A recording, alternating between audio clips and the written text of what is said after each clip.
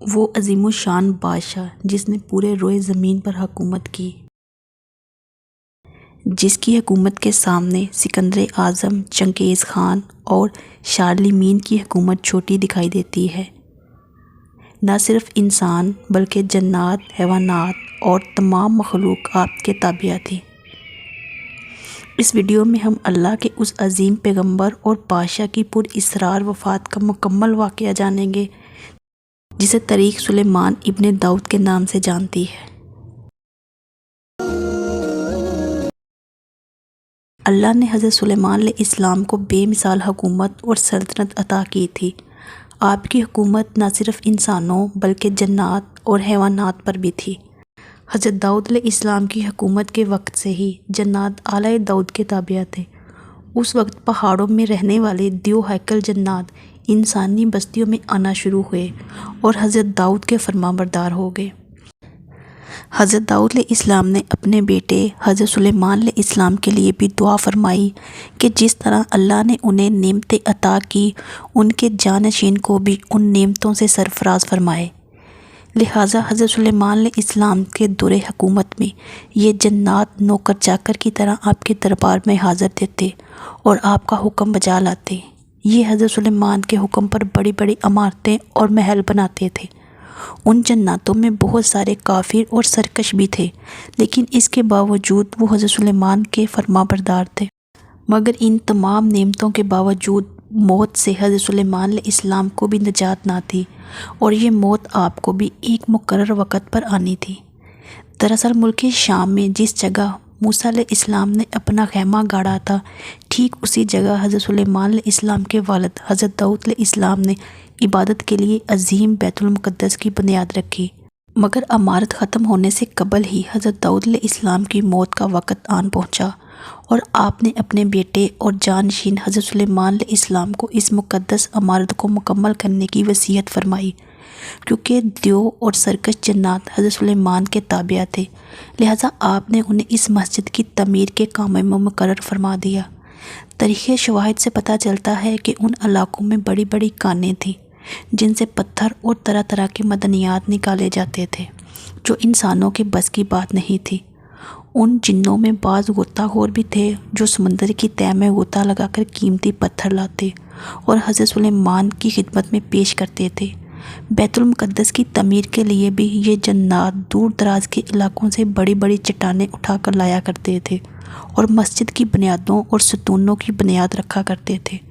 ان بڑے اور عظیم چٹانوں کو آج بھی مسجد اقصیٰ کے اندرونی حصوں میں دیکھا جا سکتا ہے۔ حضرت سلیمان کے خوف سے یہ جنات کام کیا کرتے تھے، یہاں تک کہ حضرت سلیمان کی وفات کا وقت قریب آ گیا، مگر عمارت مکمل نہ ہو سکی۔ آپ نے دعا فرمائی کہ یا اللہ، میری موت جنوں کی جماعت پر ظاہر نہ ہو، تاکہ وہ برابر عمارت مکمل کرنے کے کام میں لگے رہیں۔ کیونکہ اگر جنات کو حضرت سلیمان علیہ السلام کی وفات کا علم ہو جاتا تو وہ فوراً کام چھوڑ دیتے اور تعمیر ادھوری رہ جاتی۔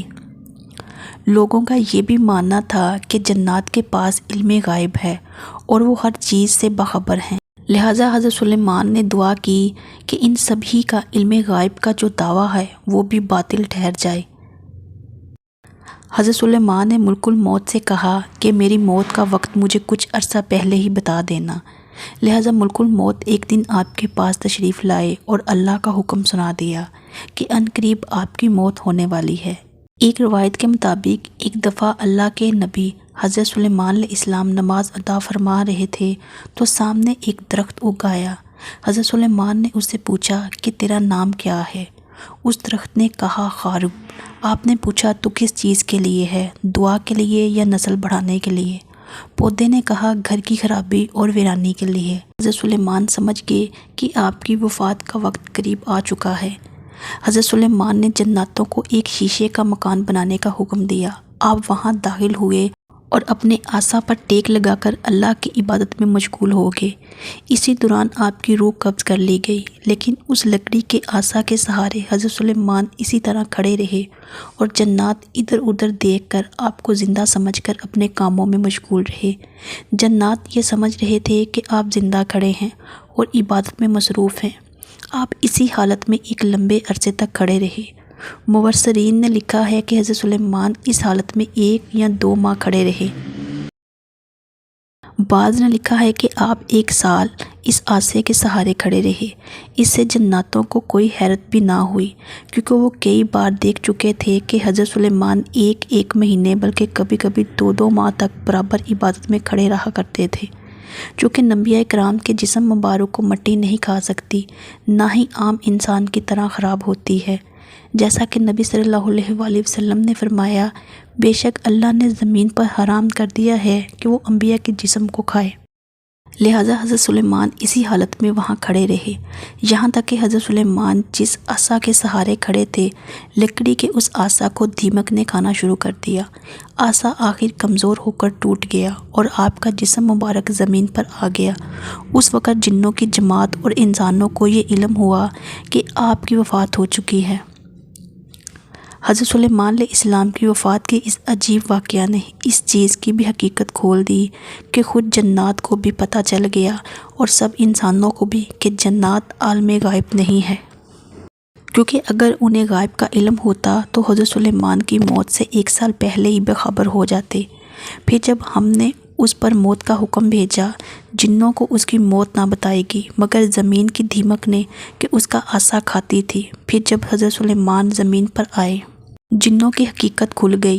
اگر غائب جانتے ہوتے تو اس خاری کے عذاب میں نہ ہوتے۔